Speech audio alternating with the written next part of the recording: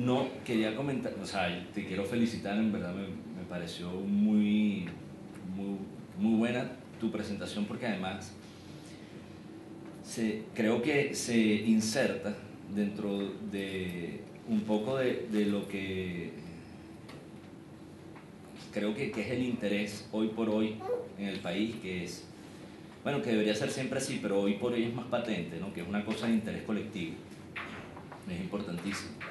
O sea, la manera en que ustedes trabajan, o sea, el grupo, Overland, el grupo, eh, en verdad que me ha dejado, yo conocía, digamos, un poco las obras, pero no sabía los procesos, ¿no? Que estaban, y lo acabo de ver y en verdad me parece muy bueno, porque eso es lo que yo creo que necesita el país en estos momentos. O sea, arquitectos que piensen en el colectivo y bueno, y casi que ahorita presentarlo mío, yo diría, bueno, mira, esto es lo que hay que hacer, pues prácticamente, pero bueno, me voy a aventurar.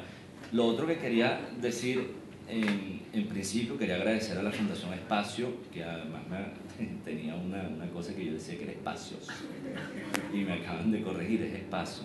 La Fundación Espacio por haberme dado la oportunidad de estar acá y poder conversar y poder compartir ideas bueno, que uno puede tener y lo otro que quería también como señalar era como el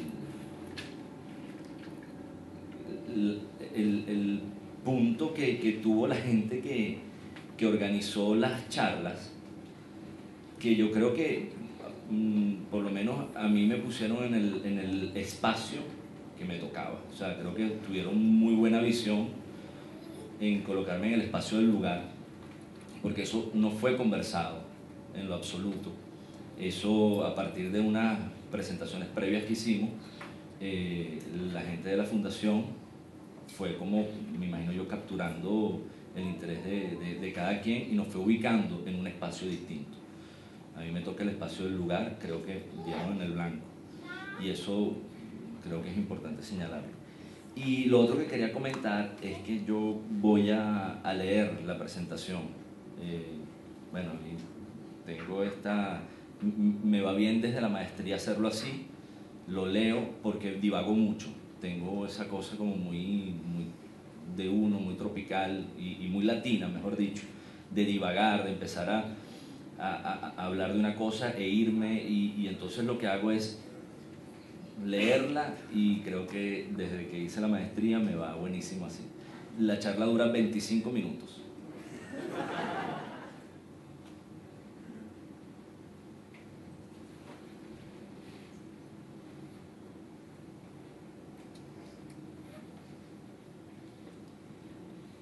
Esta charla se elabora sobre la base de la profesión y la docencia. No pretendo hacerlo desde el mismo punto de vista de un crítico o un teórico, quienes trabajan desde afuera de la profesión. Esta charla también es una reflexión personal sobre el estado actual de nuestra arquitectura, ideas que surgen sobre la base del trabajo propio y de una manera personal de ver esta realidad. Cuando me brindaron la oportunidad de poder estar aquí, inmediatamente surgió la pregunta, ¿qué digo? Y después, casi de forma instantánea, la primera, ¿cómo lo digo? La primera pregunta quedó respondida cuando miré atrás, mi carrera profesional hasta el momento. Fue la clave. La segunda era obvia, como profesor. Es decir, debía hablar con el deseo de transmitir lo que considero importante, fundamental y a través del propio trabajo. El asunto al cual me voy a referir en los próximos minutos lo considero hoy por hoy el centro de mi trabajo profesional y reflexivo. Es probable que este interés que vengo observando como una constante desde los años de facultad en mi trabajo sea también producto de su carencia patente en la arquitectura reciente y no tan reciente de nuestro país, el espacio geográfico, el lugar y su memoria.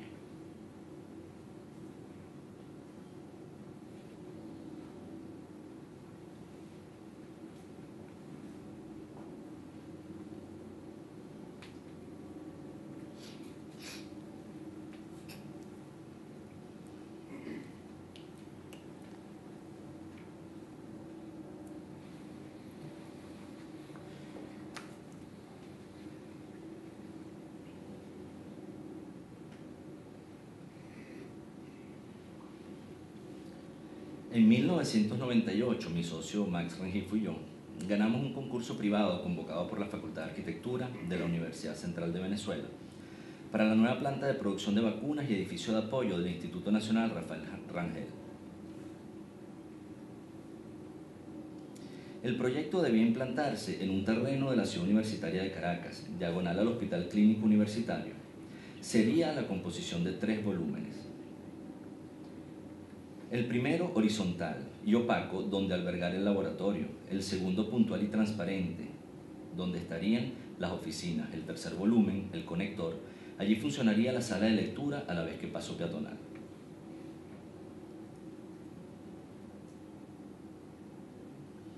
El laboratorio fue diseñado desde el entendimiento del complejo proceso de producción de vacunas, al igual que la flexibilidad para adaptar los laboratorios a cambios en el tiempo. De este modo, mediante el uso de vigas Virendel, apoyadas en columnas en el perímetro de la edificación, se lograron laboratorios de planta libre sin columnas, lo que permite transformaciones a medida que las tecnologías y los métodos de producción cambian. En este espacio se dispusieron los pisos técnicos donde se encuentran los equipos que prestan servicio a cada laboratorio, permitiendo así la independencia de las labores de mantenimiento de los procesos de producción.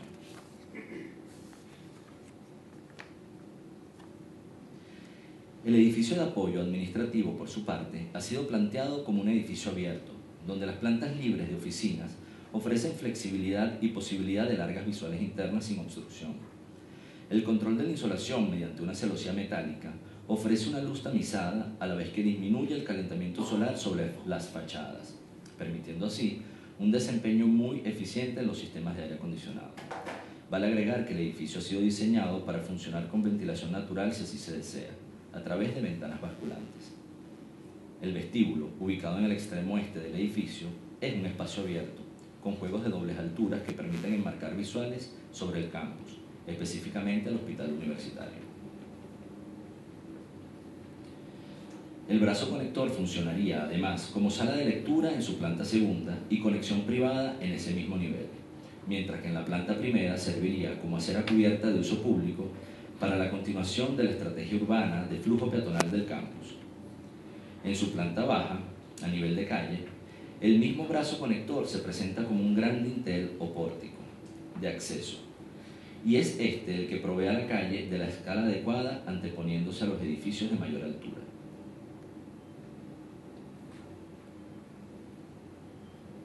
Hasta ahora, decisiones que responden al programa y al funcionamiento de la edificación, pero ¿por qué un volumen es opaco mientras el otro es transparente? ¿Por qué el edificio se materializa en concreto armado a la vista? ¿Cuál es la necesidad del patio de llegada entre los 2 volúmenes? ¿Y la protección solar? Aspectos importantes que se refieren no solo a la materialidad de los edificios de la ciudad universitaria, sino también a estrategias arquitectónicas y urbanas existentes en el campus y desarrolladas por su arquitecto, el maestro Villanueva. Aspectos que son anteriores a la implantación de una nueva edificación y que deben ser, desde nuestro punto de vista, obligatoriamente tomados en cuenta.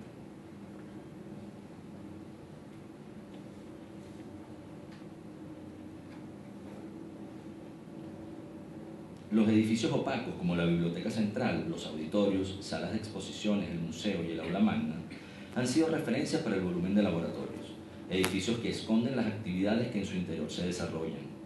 En contraposición, las fachadas perforadas o abiertas y el uso de celosías de concreto armado en la Facultad de Arquitectura, Ingeniería de Materiales, Facultad de Humanidades, etc., han sido referencias para el diseño del edificio de apoyo, edificios que se muestran. La vida interior del edificio queda expuesta y como lámparas urbanas funcionan de noche iluminando el campus. Por último, el conector de estos, la acera cubierta, elemento fundamental del urbanismo de la ciudad universitaria. Sería reinterpretada y tomaría cuerpo. Es ahora edificio a la vez que acera cubierta y garantizaría la conexión del nuevo edificio con el resto del urbanismo del campus universitario. El uso del material, no solo como estructura, sino como elemento arquitectónico, en muros, escaleras, pérgolas, etc., ha resultado en un conjunto donde la expresión formal es indivisible de su materialidad.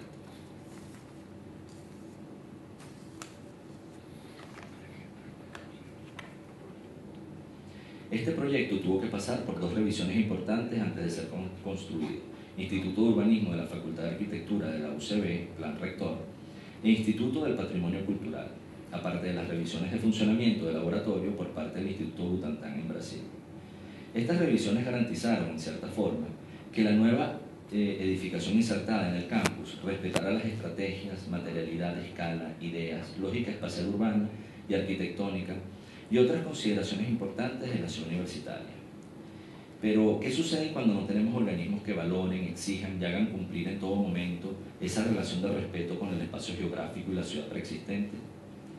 Sucede que tenemos que ser nosotros los que estudiemos y entendamos los aspectos fundamentales del espacio geográfico, memoria y lugar, para proponerlos y enseñar, es decir, procurar una arquitectura didáctica. Este proyecto siempre tuvo como punto de partida un enorme respeto por el espacio geográfico, el lugar y su memoria, y en este sentido, generar el diálogo con la ciudad en la que se inserta, lo que yo llamo una relación de mutuo respeto.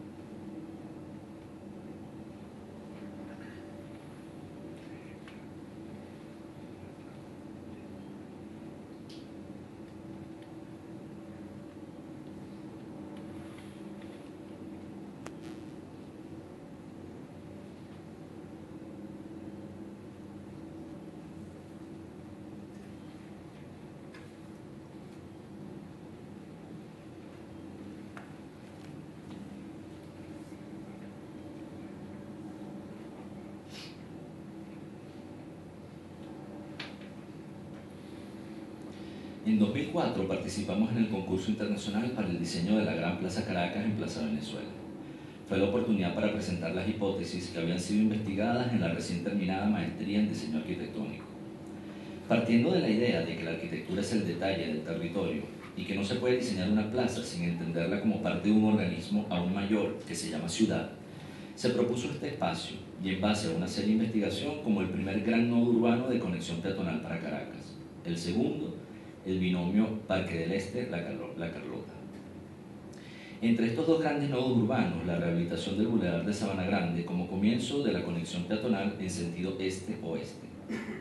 Así estaba planteado. Las investigaciones arrojan la certeza de la existencia de un plan urbano para Caracas que fue sepultado y que subyace todavía bajo el desastre y la disfuncionalidad existente. Tres conexiones entonces. La primera, desde el Parque Los Caobos, a través de un nuevo paseo peatonal en el eje de la antigua Plaza Colón. La segunda, desde la conocida entrada de Plaza Venezuela de la ciudad universitaria, a través de la continuación de las aceras cubiertas. Lo mismo para la tercera conexión desde los estadios. Todos convergiendo en la nueva Gran Plaza Caracas y continuando hacia el Boulevard de Sabana Grande.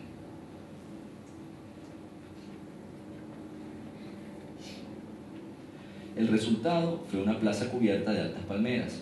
Este corazón vegetal abarcaba el 50% del área de la plaza y se constituía como parada en el circuito urbano peatonal después de la plaza cubierta Carlos Raúl Villanueva.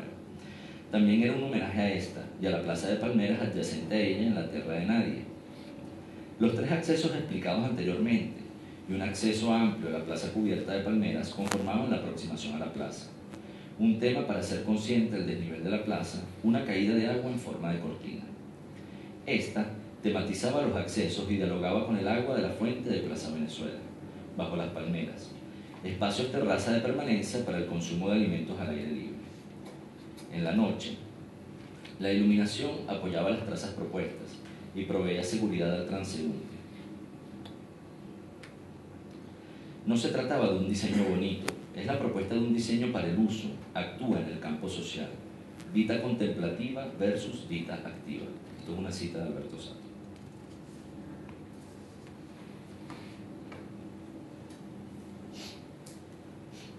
Tres años después, otro concurso. El destino, el sentido común o la fuerza de ese orden subyacente que está en Caracas y que descubrí en la maestría, volvían a salir a través de la rehabilitación integral del Boulevard de Sabana Grande.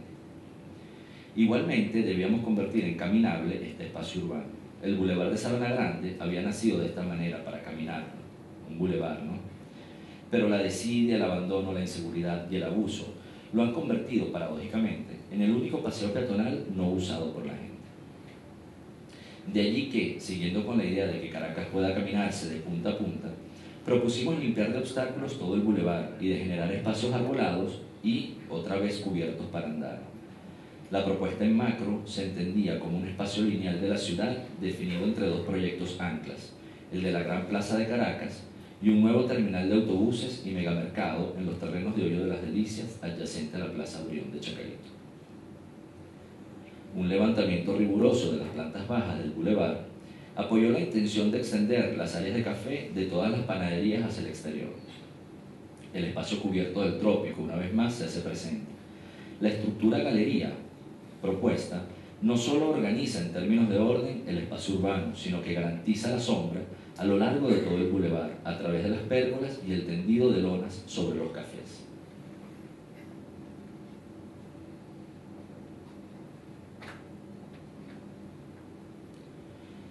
El mobiliario urbano y todos los requerimientos también se adhieren a esta estructura organizadora. La gran pérgola urbana, iluminación en lo alto de los postes de 10 metros, kioscos alrededor de los postes estructurales, paisajismo, vegetación, ordenamiento de la publicidad, plantas de energía eléctrica de emergencia, baños públicos, recolectores de basura, papeleras, todo gira y se organiza en torno a ella.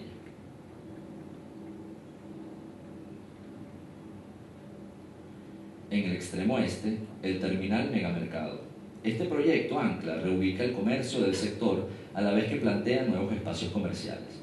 Se propone como una calle comercial cubierta nuevamente para conectar el Boulevard de Sabana Grande con la avenida Francisco Solano al norte.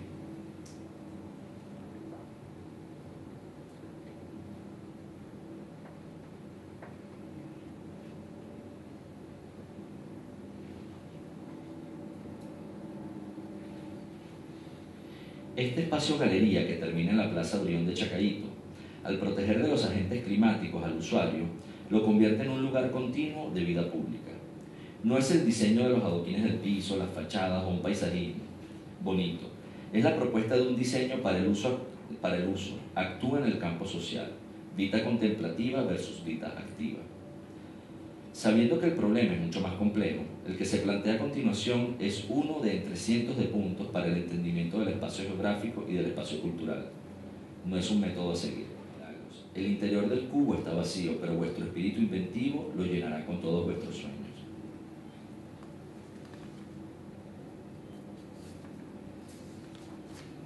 La arquitectura en países de Europa, Norteamérica o el sur de Sudamérica se desarrolla en una franja ecuatorial distinta y extrema a la nuestra. Tan extremo y opuesto es ese clima, esa geografía y ese sol al nuestro, que la arquitectura que allí se construye gira alrededor de la idea de caja, dentro de ella y recubriéndola. Una caja donde protegerse integralmente de las inclemencias del clima templado y frío. Allí, el espacio contenido, volcado hacia adentro, introvertido, hasta podríamos decir exageradamente diseñado y adornado, guardando celosamente el enigma estético de la vida contemplativa. Pensemos por un momento en el pub anglosajón, como espacio que desarrolla la idea de caja. Los pubs, public houses, son la versión inglesa de las plazas latinas. En estas casas se desenvuelve la vida colectiva y pública de la ciudad, se encuentra la gente mientras es protegida y aislada de una ciudad y un exterior frío y húmedo. La arquitectura de caja, por ejemplo, es preciosista, con un gran apego a la forma y a las variaciones que de ella se desprenden para generar cualidades importantes con respecto a la belleza. Y es lógico si entendemos que la vivencia en estas geografías es dentro de estas cajas por un prolongado periodo de tiempo. Allí la preocupación por el esmerado diseño de dichos interiores. La caja tiende a ser percibida a través de sus bordes, es decir, el proyectista se esfuerza en diseñar los límites del objeto. La caja prefiere la figura firme y precisa.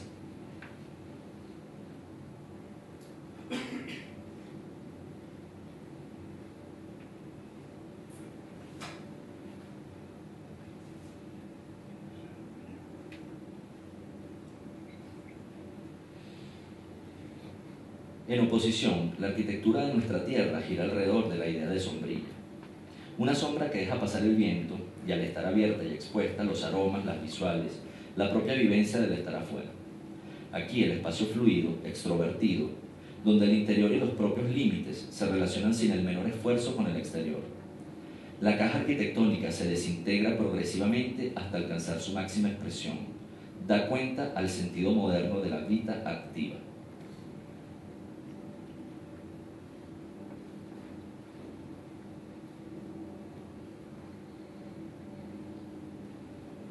La versión tropical de las plazas latinas son las plazas cubiertas. En ellas, el encuentro colectivo se da bajo la sombra de los árboles o de un techo. Espacio sin muros, que a la vez que refresca y protege, esta vez del calor y el sol picante, relaciona sin obstáculo alguno ese interior con el exterior.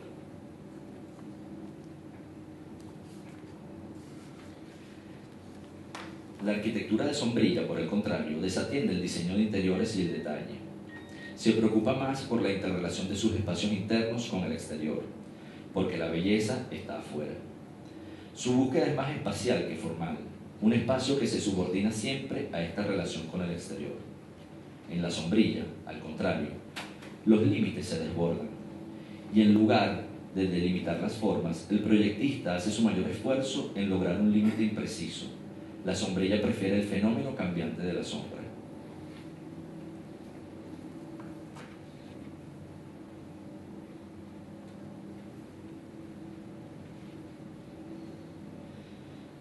Estas dos maneras de entender la arquitectura recomponen los elementos arquitectónicos universales, como puertas, ventanas, suelos, paredes, cubiertas, iluminación, revestimientos, materialidad, etc. Y los desarrolla cada uno en su propia dirección. Al decir de Heidegger, cada arquitectura desde su propio mundo y desde su propia tierra, construyendo un mundo y una tierra completamente nuevos.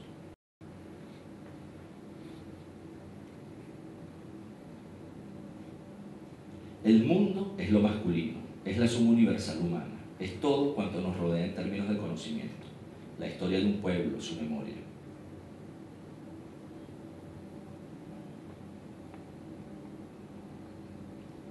La tierra es lo femenino, es la materia con la que se hace la obra, aquello que salvaguarda, es la geografía donde nace, se desarrolla y se desenvuelve el hombre, es la superficie que se pisa, es el lugar. El hombre crea mundos sobre la tierra, que siempre espera, y estos, mundo y tierra, renacen a cada proyecto, a cada obra. La obra de arte ha de tener mundo y tierra.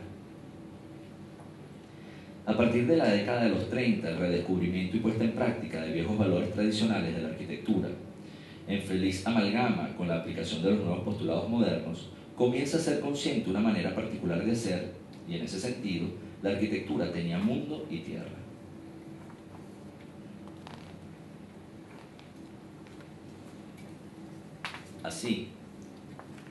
Así, la relación con una geografía y clima propios y la desintegración de la caja primordial en la búsqueda de un espacio elástico y fluido constituyen los cimientos sobre los que se vino construyendo la arquitectura venezolana. De la misma manera, la mejor de las arquitecturas de otros países ubicados en la misma franja ecuatorial y con su propia memoria. Desde el Hotel Jardín en Maracay, pasando por la reurbanización del Silencio, la Ciudad Universitaria de Caracas, las torres del Centro Simón Bolívar, el Club Táchira, hasta los árboles para vivir y algunos ejemplos de la década de los 70 y más esporádicamente de los 80, patios, sombras, pero sobre todo penumbras, jardines, pasos cubiertos, relación fluida y diálogo con la ciudad, paisaje, hombre, ventilación y clima, son la impronta de esa concientización. La arquitectura educaba, era didáctica, un sistema comunicativo, y en la medida que tenía mundo y tierra, era obra de arte.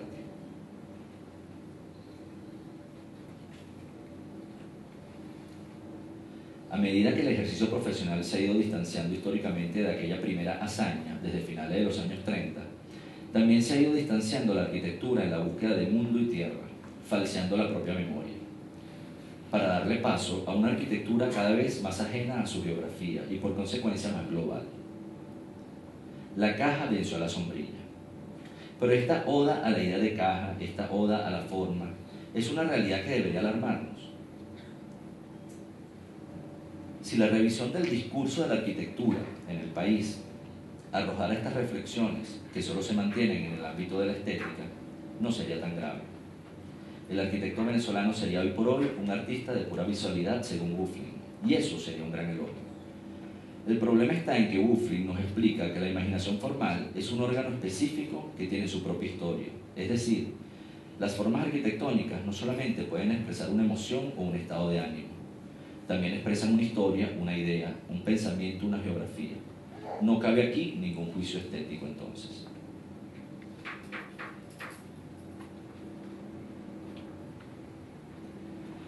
La tendencia general en nuestro país ha sido la de ir separando el contenido de la forma, como fruta sin pulpa.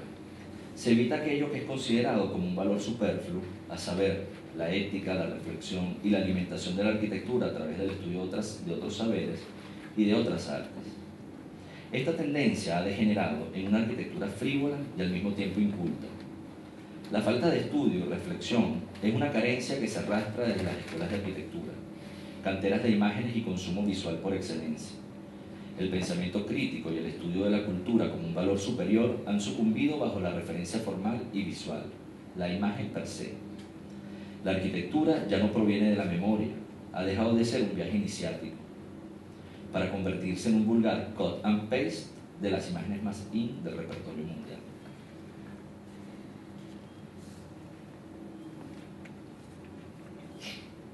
Los más importantes medios impresos del mundo muestran arquitectura de latitudes distintas a la nuestra. Otros son los territorios y climas protagonistas de estas revistas: Europa, América del Norte, el sur de Sudamérica.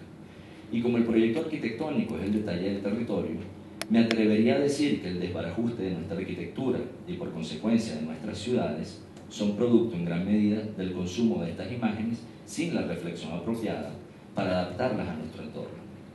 Es como elaborar un collage sin pensar, un cadáver exquisito. Te puede salir bien, pero lo más seguro es que te salga mal.